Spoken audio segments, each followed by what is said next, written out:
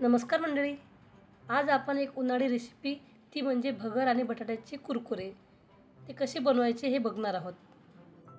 अगदी रेसिपी सोपी आहे, बनवायला झटपट आहे आणि खायला अप्रतिम चवीची आहे।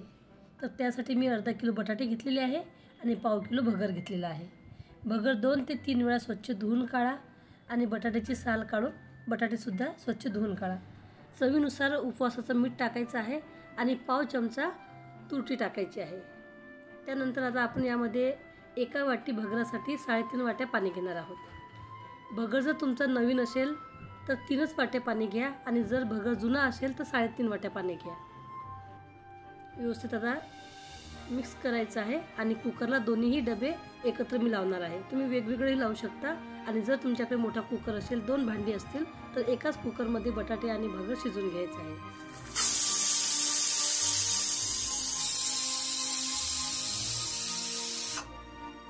4 ते 5 शिट्टी होईपर्यंत हे आपल्याला शिजवून घ्यायचं आहे।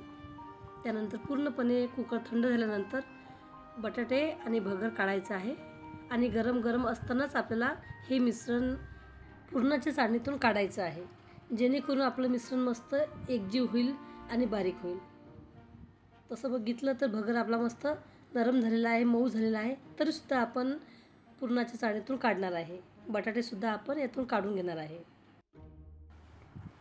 भगर आणि बटाटे गरम असताना जर आपण चाळणीतून काढले तर ते लवकर बारीक होतात आणि जर हे मिश्रण थंड झालं तर लवकर बारीक होत नाही, ही गोष्ट मात्र लक्षात ठेवायची। तर आता आपण दोन्हीही जिन्नस जे आहे ती व्यवस्थित चाळणीतून काढून घेणार आहोत। अशा कित्येक रेसिपी आहे, उन्हाळी रेसिपी आहे, वाळवणीच्या रेसिपी आहे, जे आपण उन्हाळ्यात करतो आणि वर्षभर खातो, त्या साठवून ठेवतो। तर बघा, थंड झाल्यानंतर हातानेही तुम्ही हे मॅश करून घेऊ शकता।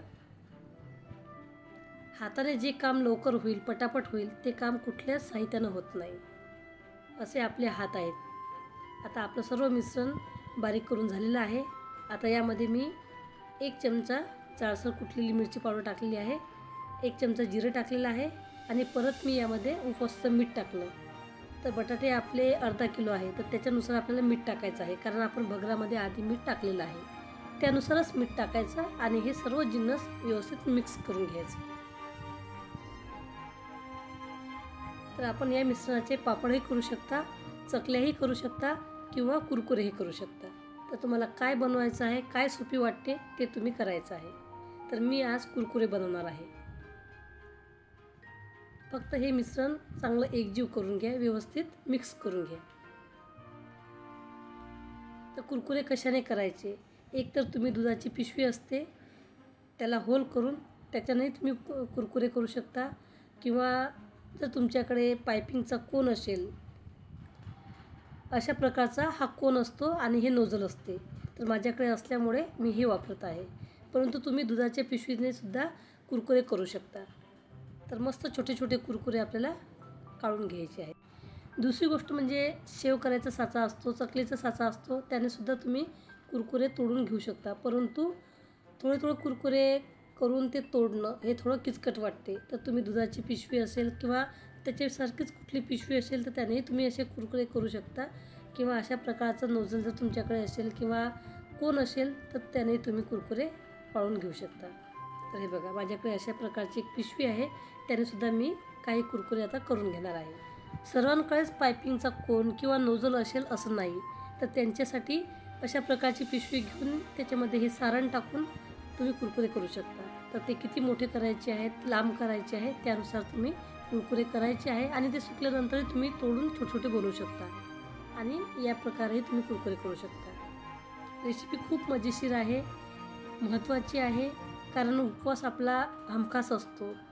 आठवड्याचा उपवास असतो, 15 दिवसातून उपवास असतो, महिन्याचा उपवास असतो, असे कित्येक वर्षातून येणारे उपवास असतात। तर त्यावेळेस आपण झटपट ही रेसिपी करू शकतो आणि खाऊ शकतो।